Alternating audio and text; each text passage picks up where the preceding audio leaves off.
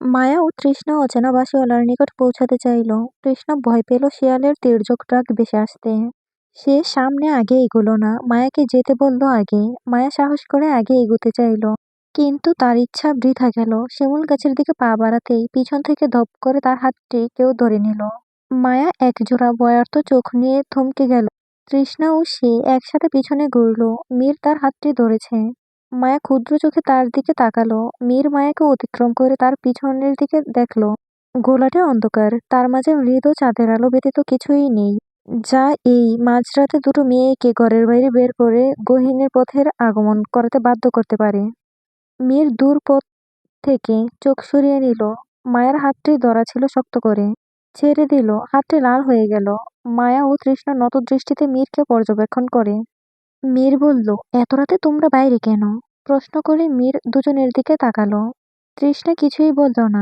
মায়া একবার তৃষ্ণার দিকে চেয়ে দ্বিতীয়বার মীরের দিকে চেয়ে বলল, অচেনা বাঁশিওয়ালার সুর শুনতে পেয়েছিলাম, তাই আমি আর তৃষ্ণা দেখতে এসেছি সে কে। ছোটবেলা থেকে অচেনা বাঁশিওয়ালার গল্প শুনেছি, বড় হয়ে বাস্তবে পেয়েছি সুফিয়ান হায়দারকে, চোখে দেখিনি। এতটুকু বলে বিরতি নিল মায়া। মীর মায়ার থেকে সম্পূর্ণ কথা শোনার জন্য অপেক্ষা করছে। মায়া ডুব গিলে গলা ভিজিয়ে বলল, এর আগেও একদিন অচেনা বাঁশিওয়ালার সুর শুনতে পেয়েছিলাম, কিন্তু তাকে দেখিনি।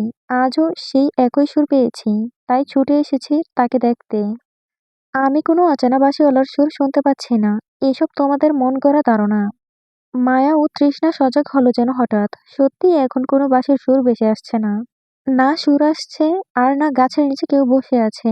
মীর কোমল কণ্ঠে বলল, শোনো মেয়ে, হুটহাট ঘর থেকে বের হবে না।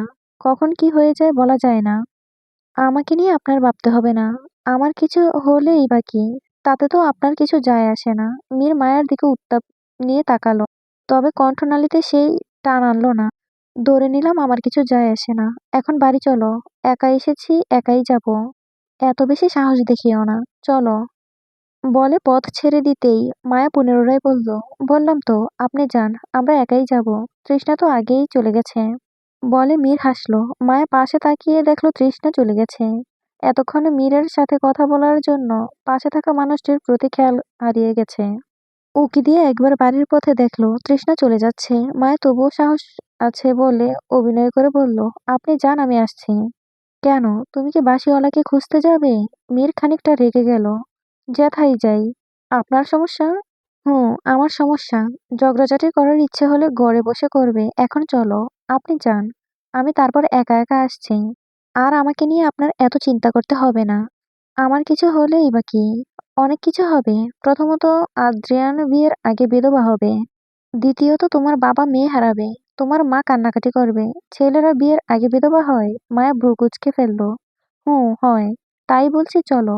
হোক সে বিধবা। আপনার তো কিছু যায় আসে না। তাহলে চলে যান আপনি। মীর উত্তাপ গলায় কিছুটা উচ্চস্বরে চেঁচিয়ে বলল, অফকোর্স যায় আসে। সেই কখন থেকে এক কথা বারবার বলেই যাচ্ছ। হয়রান হয়ে যাচ্ছি। মীরের এরূপ শব্দে মায়া থ হয়ে গেল। নিষ্পলক তাকিয়ে রইল মীরের দিকে। মীর দৃষ্টি সরিয়ে ফেলল অন্যদিকে। আড়ালে যেন কিছু বলল, তবে তা অস্পষ্ট। শুনেছে শুধু প্রকৃতি। মায়া খুশি হয় মীরের মুখে এরকম কথা শুনে। মীর তাকে নিয়ে ভাবে, তার কিছু হয়ে গেলে তার যায় আসে। এক টুকরো হাসি চলে আসলো মায়ের ঠোঁটের ফাঁকে, কিন্তু তার হাসি দীর্ঘতম হলো না। মীর দম ছেড়ে বলল, কারণ তুমি আমার খালাতো বোন। তোমার কিছু হলে ভাই হিসেবে একটু তো খারাপ লাগতেই পারে, তাই না? মায়ার মুখটা দয়াময় হয়ে গেল।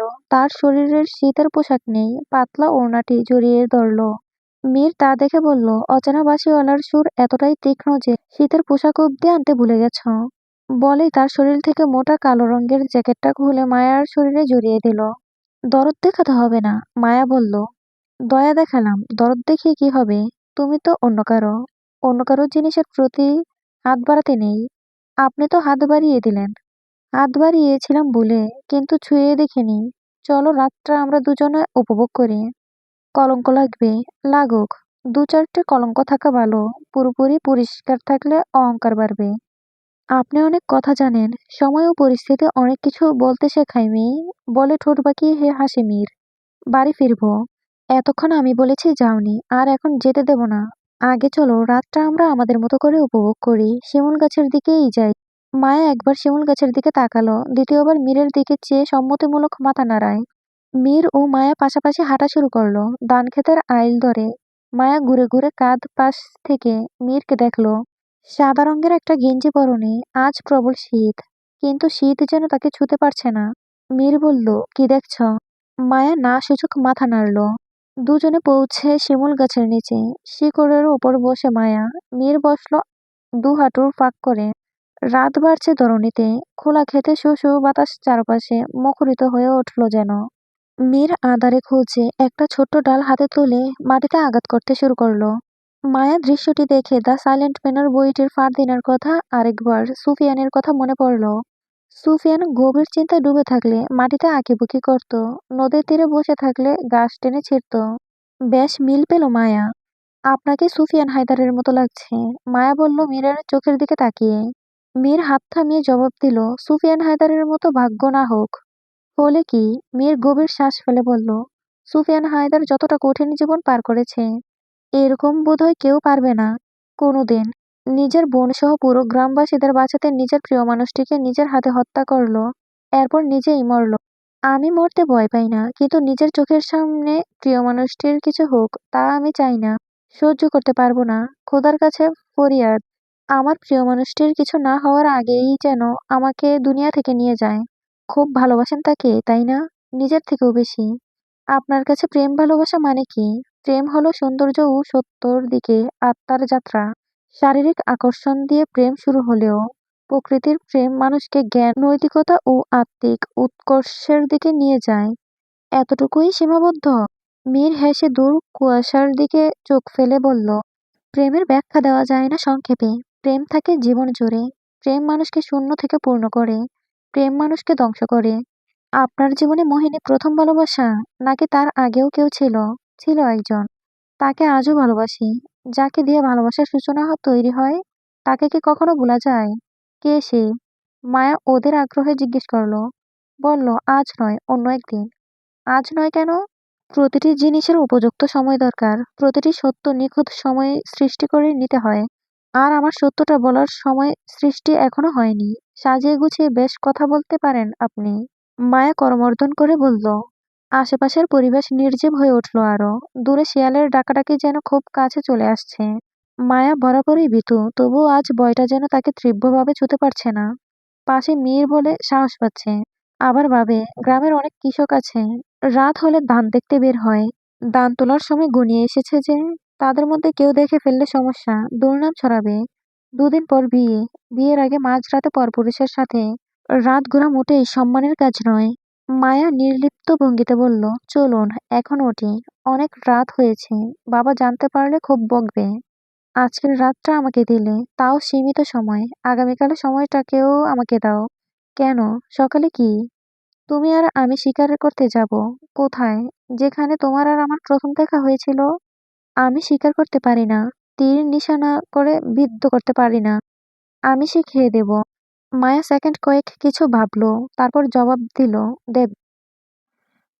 পরদিন সকালে মায়া খুব দ্রুত ঘুম থেকে উঠে তৈরি হয়ে নেয় মীরের সাথে শিকার করতে বের হওয়ার জন্য। আজকাল মীরের সাথে তার মিশতে বেশ ভালো লাগছে, অন্যরকম অনুভূতি সৃষ্টি হচ্ছে। গতকাল রাত ৩টে ছুঁই ছুঁই সময়ে ঘরে পৌঁছেছিল তারা। তৃষ্ণা বাড়ির পিছনের দিকে তাদের জন্য অপেক্ষা করছিল। রাত জেগে মায়া তৃষ্ণার আচরণে খুশি হয়েছিল। বাড়ি থেকে বের হওয়ার জন্য মায়া আজ শেফালি আর তৃষ্ণার সাহায্য নিয়েছে। বাড়ি ভর্তি অতিথি, সবার নজর এড়িয়ে বের হতে হবে। আপাতত ওরা কোথাও গেছে, এখনই ফিরবে বলে। গৌরী আসলো মায়ার ঘরে। মায়ার পরনে শিকারি পোশাকে দেখে জিজ্ঞেস করলো, শিকার করতে বের হচ্ছিস? শুধু শিকারই না, মীরের সাথে বের হচ্ছি।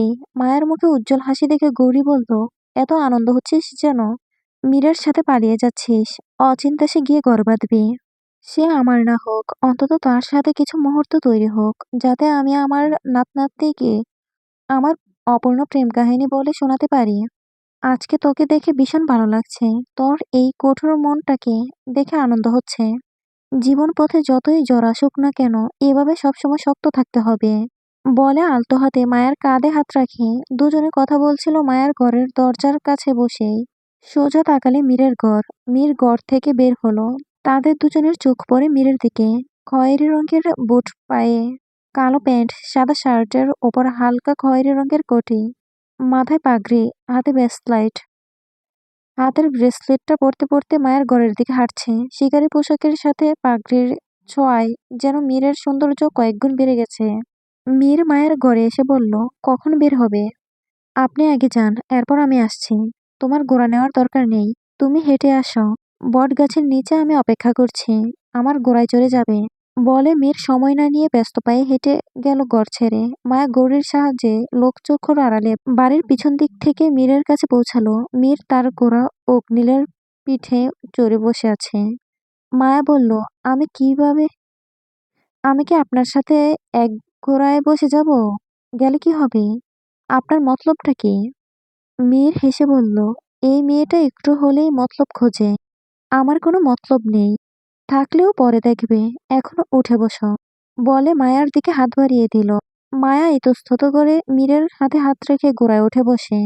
মীর তার গা ঘেঁষে পিছনে বসা। মায়া ঘুরে একবার দেখলো মীরকে। মীর মায়ার দিকে না তাকিয়ে ঘোড়ার লাগাম টেনে ধরল। ঘোড়া ছুটল তার নির্দেশনায়। বেশ কিছুক্ষণ পরে তারা পৌঁছে যায় উত্তরপাড়ার জঙ্গলে। জঙ্গলটি আকারে খুব বড় না হলেও তার সৌন্দর্য ও বৈচিত্র্য সত্যিই মনোমুগ্ধকর। গ্রামের উত্তর পাশে অবস্থিত এই জঙ্গলটি যেন প্রকৃতির নিজস্ব এক আশ্রয়স্থল। চারদিকে উঁচু উঁচু গাছ, ঘন ঝোপঝাড় আর সবুজ লতার জালে জঙ্গলটি সারা বছর শীতল ও সবুজ থাকে। সকালে সূর্যের আলো গাছের ফাঁক দিয়ে পড়লে পুরো জঙ্গলটি সোনালি আভায় ঝলমল করে উঠছে। এই জঙ্গলের সবচেয়ে আকর্ষণীয় দিক হলো হরিণের বসবাস। দল বেঁধে হরিণগুলো কখনো ঘাস খায়, কখনো আবার ভয় পেলে দ্রুত দৌড়ে গাছের আড়ালে লুকিয়ে পড়ে। তাদের মসৃণ বাদামি গায়ে সাদা ছোপ আর সতর্ক চোখ জঙ্গলের সৌন্দর্য আরো বাড়িয়ে দিচ্ছে যেন। সকালের সময় দূর থেকে হরিণের চলাফেরা দেখলে মনে হয় প্রকৃতি নিজেই যেন জীবন্ত হয়ে উঠেছে। এছাড়াও এই জঙ্গলে নানা পাখির বসবাস। পাখির কিচিরমিচির, পাতার মর্মর ধ্বনি মিলেমিশে এক অপূর্ব পরিবেশ সৃষ্টি করেছে। উত্তরপাড়ার জঙ্গলে শুধু প্রাণীদের আশ্রয় নয়, মানুষের মনকে শান্ত করার এক অনন্য প্রাকৃতিক নিয়ম। তারা থামে জঙ্গলের নিকটে এসে। গোড়া থেকে নামলো না। মায়া দূরে হরিণদের ছোটাছুটি দেখছে। ওরা যেন বুঝে গেছে মীর ও মায়া বোধহয় ওদের শিকার করতে এসেছে। মায়া বলল, শুধু কি শিকার করার জন্য এখানে নিয়ে এসেছেন? তোমার কি মনে হয়? মীর যেন সোজা প্রশ্নের সোজা জবাব দিয়ে নারাজ। আমি ঠিক বুঝতে পারছি না। মীর মায়ার কানের কাছে মুখ নিয়ে নিমনিমিয়ে বলল, মূল উদ্দেশ্য তোমাকে শিকার করা। মানে? মায়া আকস্মিক অবাক হলো। মীর হেসে উড়িয়ে দিল, উত্তর দিল না। তনির থেকে তীর ফলক বের করে মায়ের হাতে দিল। মায়া বলল, আমি তো তীর ছুঁড়তে পারবো না। মীর কোনো জবাব না দিয়ে মায়ার ডান পাশ থেকে মীর তার হাত দুটো সামনে নিয়ে তীরটি ধরালো। মায়ার হাতে হাত রেখে তীরটির নিশানা করলো। ধীরে ধীরে তীরটি একটি ব্যস্ত হরিণীকে লক্ষ্য করলো। মায়ার গালের সংস্পর্শে মীরের গাল। মায়া ঘুরে দেখে মীর চোখের ইশারায় তাকে বুঝালো, তুমি সামনে তাকাও। মায়া তাকায়, এরপর মীর তীর ছুঁড়ে হরিণকে শিকার করে ফেলল। মায়া হেসে উঠল গগন কাঁপিয়ে। মায়ের মাত্রা অতিরিক্ত সুন্দর হাসি। মীর শিকার করে মনে মনে। এরপর দুজনে নেমে দাঁড়ালো গোড়া থেকে। হেঁটে গেল হরিণটির কাছে। মায়া চারপাশে তাকিয়ে বলল, আচ্ছা, এই জঙ্গলে কেউ আসে না কেন? কেন সবাই এই জঙ্গল থেকে দূরে থাকতে বলে? এক ভয়ঙ্কর ঘটনা ঘটেছিল এই জঙ্গলে। তুমি জানো না? আমি তো বিদেশে ছিলাম, কিভাবে জানবো? আপনি সেই সময় ঘটনা সম্পর্কে জানলে দয়া করে বলুন। মায়া অনুরোধ করল যেন। মীর আটকে রাখা দম ফেলে বলল, এক অপূর্ব প্রেম কাহিনী এখানেই যেন সমাপ্তি হয়।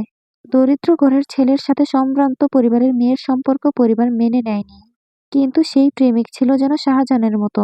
ছুটে গেল সেই মেয়ের বাবার কাছে। যে কোনো বিনিময়ে সেই মেয়েকে জীবনসঙ্গী হিসেবে তার চাই। বেঈমান বাবা শর্ত দিলেন, এই জঙ্গলে এক রাত কাটাতে হবে তার। তখনকার সময়ে এই জঙ্গলে বাঘ, চিতার বসবাস ছিল। সাহস করে উন্মাদ প্রেমিক রাজি হয়, কিন্তু শেষমেশ তাকে প্রাণ দিতে হয় ভালোবাসার বিনিময়ে। এই জঙ্গলের এই জঙ্গলের জন্তু জানোয়াররা তাকে ছিঁড়ে খায়। এরপর তার প্রেমিকাকে আর খুঁজে পাওয়া যায়নি। আজও খুঁজে পাওয়া যায়নি ওকে। মীর কথাটা শেষ করতে না করতে একটা তীর ফলক এসে তার বাঁ হাত ছুঁয়ে বেরিয়ে গেল। মীর শব্দে হঠাৎ আঘাতে আঁতকে উঠল।